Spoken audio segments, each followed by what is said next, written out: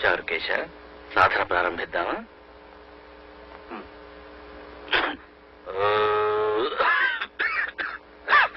సంధ్య, కాస్త మంచినీళ్ళు తీసుకురామ్మా.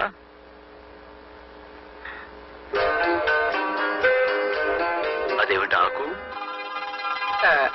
అదే అదేం లేదు గురుగారు, ఈరోజు త్రిపుర సుందరి వ్రతం కదా, ఇల్లంతా మామిడి తోరణాలు కట్టంగా, అది చూడండి.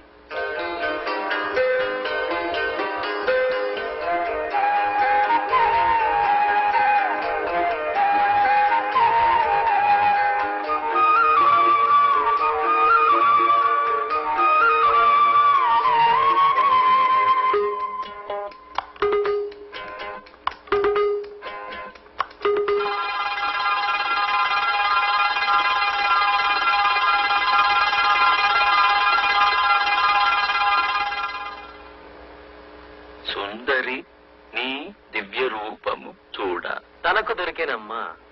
ఏమిట్రా ఇది? ఈరోజు త్రిపుర సుందరి వ్రతం కదా, ఈ త్యాగరాజ కీర్తన మీ చేత పాడించుకుందామని మర్చిపోకుండా ఆకు మీద రాసుకున్నానండి. అలాగా, పాడుతాను బాబు. సంగీతం మీద అంత శ్రద్ధ ఉన్నందుకు నాకు చాలా సంతోషం నాయన. వాళ్ళని కొట్టినందుకు నాకు చాలా బాధ ఉందంటే, వాళ్ళకి నాకు తేడా లేదనిపిస్తుంది. కానీ వేరే గత్యంతరం లేక. చూడండి, మీరు కొట్టినందువల్ల వాళ్ళ పగ పెట్టుకుంటారే గాని మారిపోతారనుకున్నారా?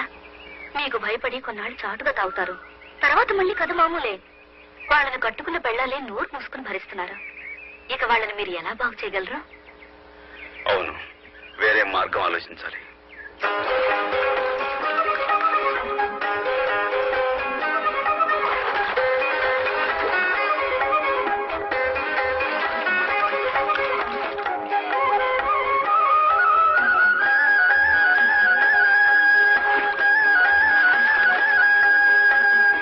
వరద బాధితులు, వరకట్న బాధితులు, కరువు బాధితులు, రాజకీయ బాధితులు, రకరకాల బాధితులున్న మన దేశంలో తాగుబోతు భర్త బాధితులున్నప్పటికీ ఇలా ఒక్కటిగా చేరింది ఎన్నడూ లేదు. మీ బాధలు తీరడానికి మీకొక మార్గం చెప్తాను. నిష్కర్షగా, నిర్దయగా, నిర్భయంగా, నిర్మోహమాటంగా మీరు వ్యవహరిస్తే చాలా సులువుగా తీరుతుంది సమస్య. అంటే ఏం చేయమంటది పిల్ల? చెప్తున్నా. మీ పిల్లలు రోడ్డు మీదకి పాకి మట్టి తింటున్నారనుకోండి, ఏం చేస్తారు మీరు? పిర్ర మీద ఒకటి అంటిస్తాం. కరెక్ట్. అలా భర్తనంటించే దేశం కాదు కదా మనది, పతివ్రతల దేశం కాబట్టి కొట్టక తిట్టక పరోలా సాధించుకోవాలి. పిల్లల్ని కొట్టకుండా దారికి తీసుకురావాలంటే ఏం చేస్తారు? చేతిలో బెల్లం ముక్క పెట్టి మట్టి పెట్ట పారేమంటాం. అది పాయింట్. ఇప్పుడు ఏమిటంటే, మొరాయించే మొండి పిల్లలు కదా మొగుళ్ళంటే, కాబట్టి మట్టి బిడ్డ పారేస్తే గాని బెల్లం ముక్క పెట్టమని మీరు మొండికెత్తాలి. బెల్లం ముక్క అంటే పిల్ల? బెల్లం అంటే బెల్లమే కదా. ఇప్పుడు చెప్పండి, రాత్రి తాగి ఇంటికి రాగానే మీ ఆయన ఏం చేస్తాడు? అరుస్తాడు. ఆ తర్వాత ఏం చేస్తాడు? గిన్నెలు తపాళాలు తంతాడు. తర్వాత తిండెట్టమంటాడు. తర్వాత తర్వాత ఏంటి? తిట్టుకుంటూ తింటాడు. తర్వాత తినేసి మళ్ళీ తింటాడు. తర్వాత మంచం ఎక్కేస్తాడు. తర్వాత దొంగని గుర్రంటాడు. ఏటి పిల్ల? గుర్రు కొట్టడానికి ముందు, మంచం ఎక్కిన తర్వాత ఏం చేస్తాడు?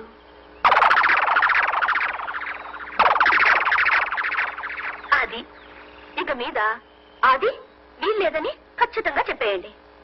ఈ రోజు నుండి తాగొస్తే అతని పక్కకు కూడా మీరు వెళ్ళకూడదని ఒట్టు పెట్టుకోండి. ఏ రోజు తాకపోతే ఆ రోజే పక్కకొస్తామని నిక్కచ్చిగా మీ ఆయనతో సవాల్ చేయండి. ఏ కొడతారా? కొన్ని రోజులు దెబ్బలు తినండి. తింటారా? తిట్టించుకోండి. కానీ పక్కకు మాత్రం రానివ్వకండి. అలా 10 రోజులు పట్టుదలగా ఉండండి. 11వ రోజు తాగకుండా ఇంటికొస్తాడు మీ ఆయన. నా ఇంటికి మట్టుకు రాడు. ఏ గుడిసెట్టు కొంపగా పోతాడు. ఎన్నాళ్ళు పోతాడు? ఇల్లు ఇల్లాల్ని వదిలేసి గుడిసెట్టు కొంపలో ఏ మొగుడు ఉండిపోడు. ఇంతకన్నా మగవాడి మీద మరో బ్రహ్మాస్త్రం ఏదీ లేదు. ఒప్పుకుంటారా లేదా? ఒప్పుకున్న వాళ్ళంతా ఈ పక్కకు రండి. 1 2 3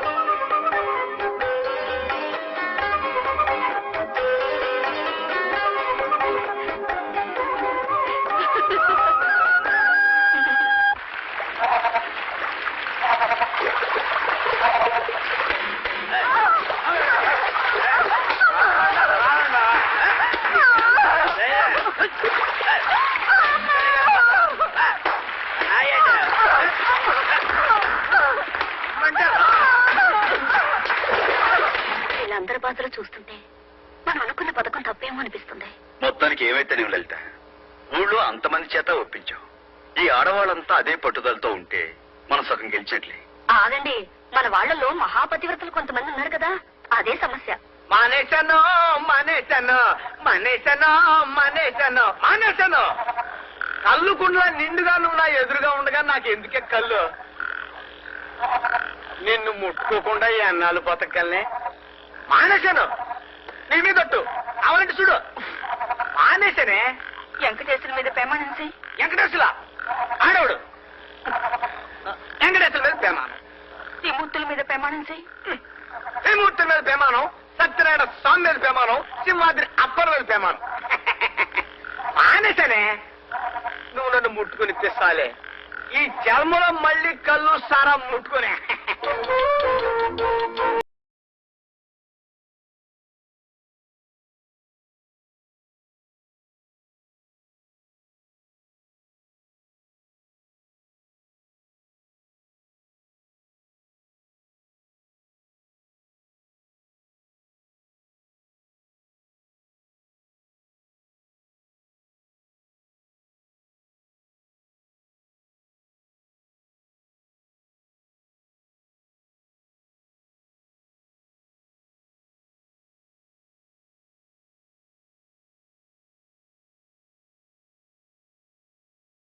సంధ్య, ఎంతకాలం ఇలా దొంగచాటుగా కలవడాలు?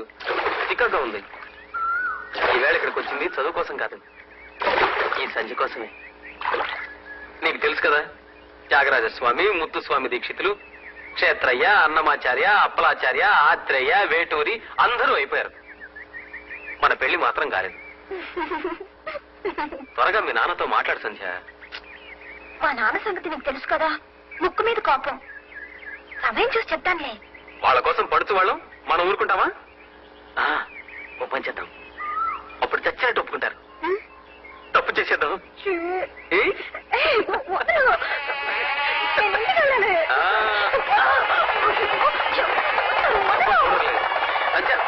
సంధ్య ఆగు, ఆగమంటే.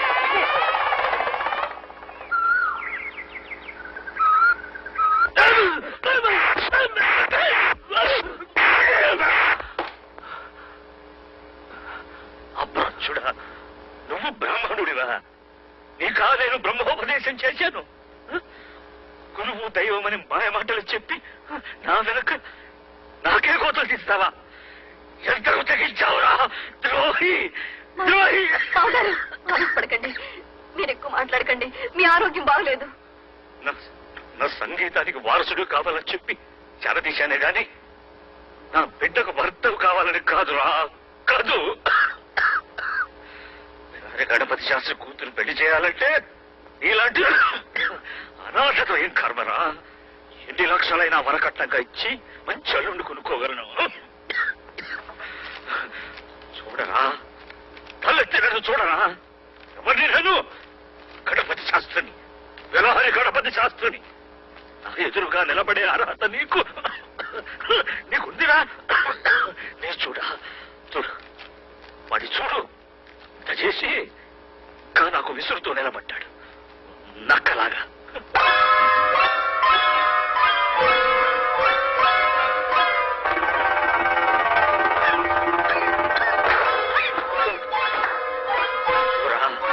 ఈ పాపిష్టి ముఖం ఇంకెప్పుడు నాకు చూపించకు. ఈ నీడ కూడా బిలహరి గణపతి శాస్త్రి ఇంట్లో మరెప్పుడు పడకూడదు. పోరా, పో.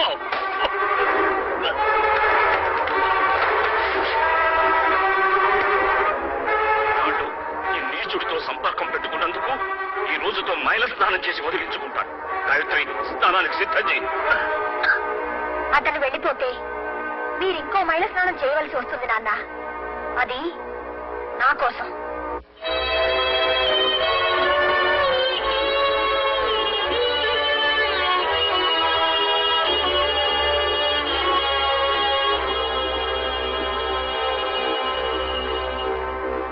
బావగారు, వాళ్ళిద్దరూ ఒకరినొకరు ఇష్టపడుతున్నారు. రోజులు మారుతున్నాయి, మనం కూడా మారడం అవసరం అనిపిస్తోంది. అబ్బాయి మన కులమే కదా, ఇంత జరిగాక వాళ్ళిద్దరిని మీరు ఆశీర్వదించడం మంచిదనిపిస్తుంది. పుష్పం गोपान् प्रजावान् पशुमान् भवति चन्द्रमावाहवान् कुटुम्बम् पुष्पवान् प्रजावान् पशुमान् భవంతులకు సుస్వాగతం. మా అమ్మాయిని అల్లుణ్ణి ఆశీర్వదించడానికి వచ్చిన మీకందరికీ నా ధన్యవాదాలు. ఇతనే నా అల్లుడు అని చెప్పుకోవడానికే నాకెంతో గర్వంగా ఉంది. నా పిల్ల పెళ్లికి ఇస్తున్న రిసెప్షన్ లో నేనే కచేరీ చేయాలని పట్టుబట్టాడు మా అల్లుడు.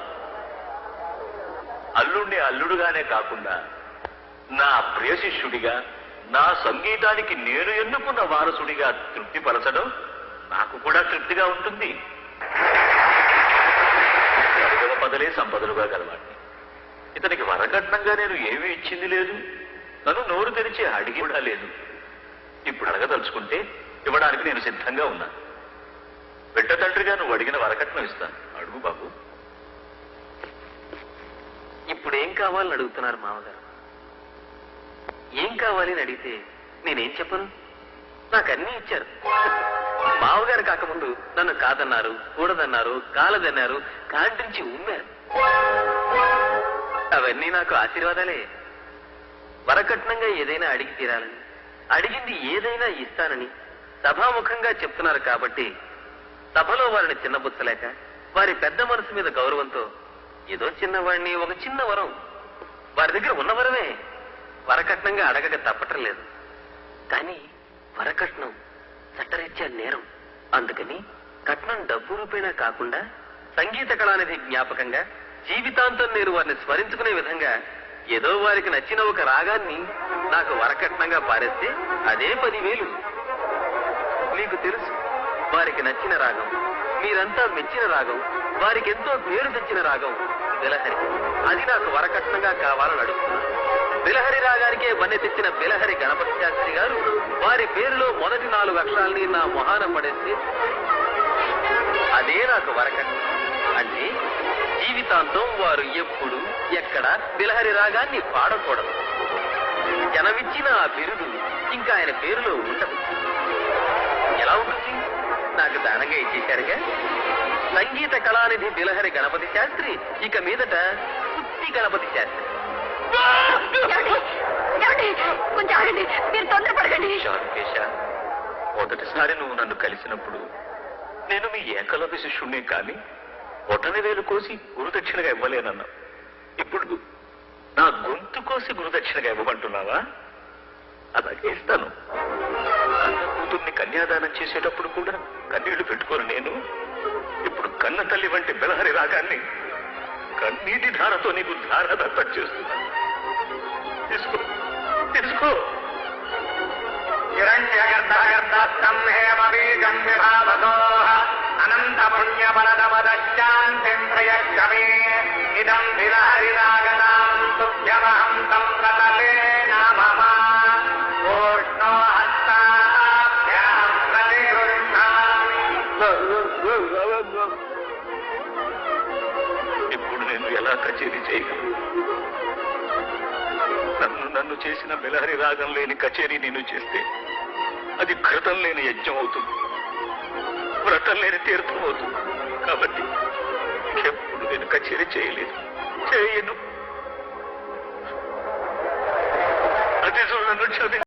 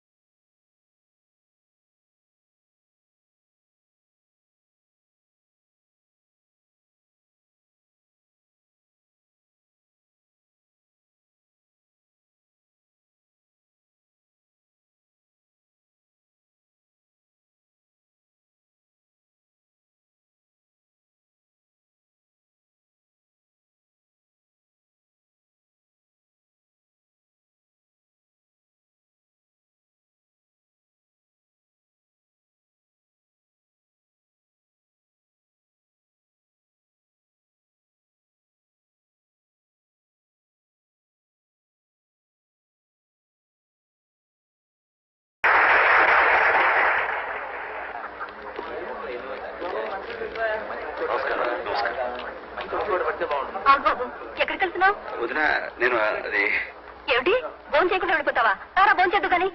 వదిన నేను భోజనం అంటే ఏమిటి నచ్చుతున్నావు? ఏం లేదు వదిన. నేను వెళ్ళొస్తానని నాన్నగారికి చెప్పినా ఆయన కనీసం భోజనం చేసి వెళ్ళమని వదిలే వదిన. అయినా నీ ఇంట్లో నువ్వు భోజనం చేయడానికి ఎవరైనా చెప్పాలటయ్యా? సరే సరే ఉండు, మామగారి చేత నేనే చెప్పిస్తాను.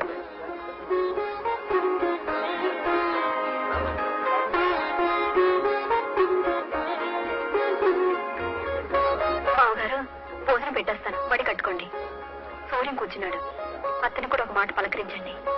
భోజనం చేయమని మీరు ఒకసారానండి. నేను భోజనం చేయమని చెప్తే గాని వాడు భోజనం చేయడా? ఆహా, అనకపోతే భోజనం చేయడని కాదు, మీరు ఒక మాట అంటారేమోనని అనుకుంటున్నాడు. అంత పట్టింపు వాడికి? ఈ రోజు మీ కొడుకేగా మీ గౌరవాన్ని కాపాడాడు. ఏమిటి వాడు పాడింది? నేను నేర్పిన పాటేగా, అంతేనా? తనుగా నేర్చుకున్న పాఠం ఏదో నాకు అప్పచెప్పమను, అప్పుడు ఒప్పుకుంటాను.